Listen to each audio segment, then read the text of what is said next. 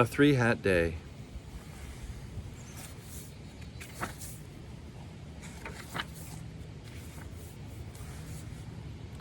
This is illustrated by Arnold Lobel.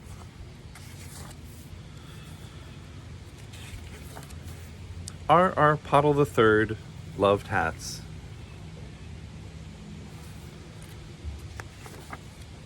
He loved fur hats and firemen's helmets and felt hats with feathers tucked in the bands. He loved top hats and tiny hats. He loved silk hats and straw hats and sailor hats. He loved berets and bonnets and bathing caps and bowlers.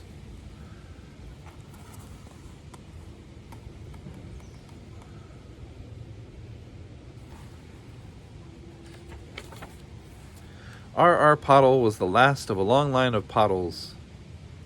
Father collected canes. Mother liked umbrellas. Together, they liked to take long walks in the rain.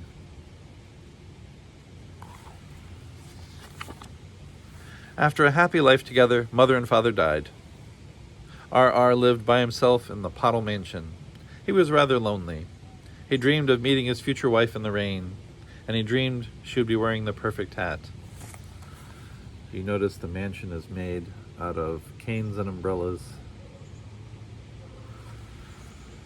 Every morning when R. woke, the first thing he did before he polished his glasses, before he combed his mustache and his few strands of hair, even before he yawned, was choose a hat. With a fishing pole, of course. As you do. Sometimes, when he was feeling sad, he chose two and wore them one on top of the other. One bright, clear morning, R. felt so sad he wore 3 hats. Marching down the street, he passed 2 snakes, out for a sunny stroll, beneath a ginkgo tree. R. noticed a cloud hovering just above his head.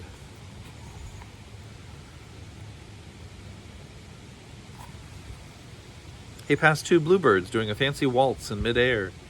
R. trudged on. The cloud grew bigger and darker. He passed 2 frogs in a pond singing a tender duet. R. recognized the tune. It was Estrellita Be Mine, the love song. R.'s shoulders drooped. He heard thunder in the distance.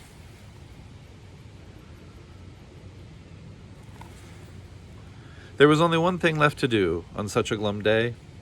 With a sigh of relief, he glided through the revolving doors of the largest hat store in town.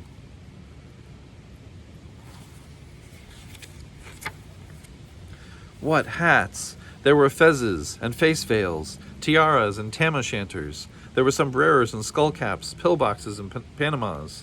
There were beanies with propellers. There were derbies with green glitter that glowed in the dark, and much more.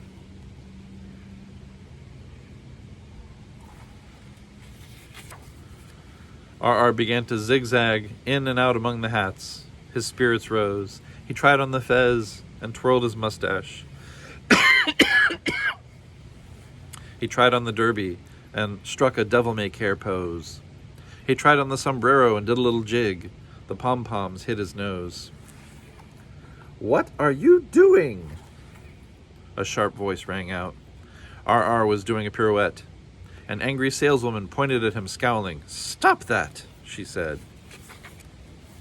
R. blinked and shook his head. He thought he hadn't heard right. It was clear she didn't like him. But why? R. took off the sombrero, slipped it back on the shelf, and backed away. Tears came to his eyes. He turned to leave. Just then, a round figure rushed out from behind a curtain. She wore a dress that hung like an apple sack, a lopsided apron, and squeaky shoes. When she saw R, she smiled.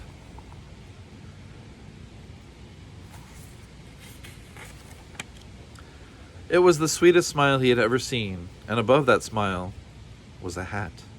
A perfect hat. On one side, a sequin seal balanced a shining ball on top of its nose.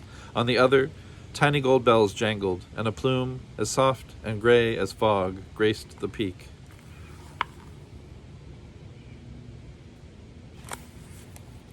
"Oh, Isabel," the cross one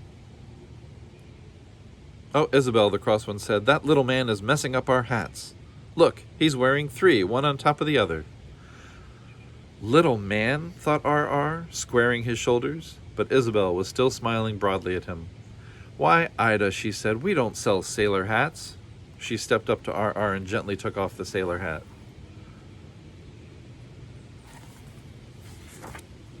And Ida, she said, we don't sell firemen's helmets. She gently took off his helmet. And Ida, dear, we don't sell bathing caps either. And gently, gently, she took off RR's bathing cap.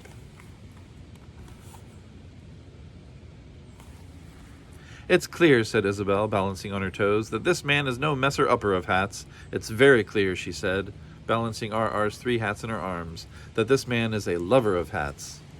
And she beamed.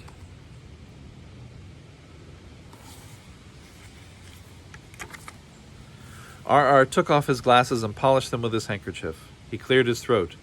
Shall we go for a walk? He asked softly. It's raining, I believe. And he held out his hand. Yes, said Isabel, taking it. They passed a pond where 2 frogs sat doing a duet. Isabel recognized the tune. It was, Love, Is That You?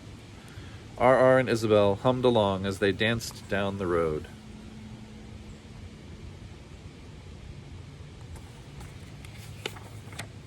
And so, Isabel and RR Pottle III lived ever after at the Pottle Mansion, where RR Pottle IV was born. RR Pottle IV did not like hats. She did not like umbrellas, and canes left her cold.